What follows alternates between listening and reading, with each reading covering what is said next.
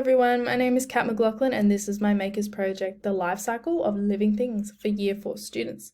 Firstly, we're going to go to the About Me page because this is where you'll find the email for me if you have any questions about this project.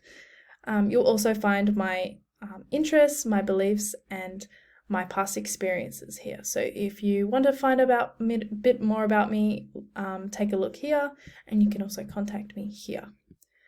So we're going to find out what is this project about. So this project will assist Year 4 students in addressing the curriculum in a 9-week lesson plan. So what I want students to do is to create an ebook by the end of this 9-week lesson plan. And we will be covering the curriculum standard for science, which is Living Things Have Life Cycle, and we'll be covering the digital technology curriculum standard, which is collect and present data, present different types of data for specific purposes using software. The learning outcomes that I've covered from all the activities and the ebook that they'll be creating are just here, and so that's all from the activities that they will be doing. And for the elaborations, I've covered 3 here for the science ones, as part of the activities they'll be doing. These are the ones that they will be covering.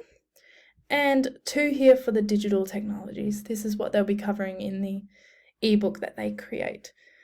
They will also be learning a bit more about, they'll be engaging in the meaningful learning framework, where they'll be active, constructive, collaborative, authentic, and intentional. We'll also be covering areas where the students will engage in different ways of following through 5 of the 9 Hatch's Makers Movement principles, which is make, share, learn, tool up, and play.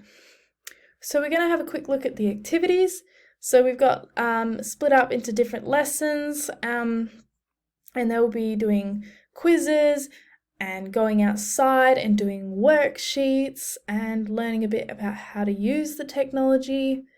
So there's a lot of different things that they can do in here for each lesson, which covers many different areas for them to create their ebook.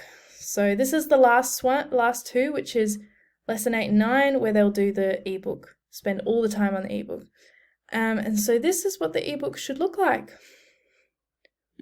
So I've done mine on a plant, and that's it.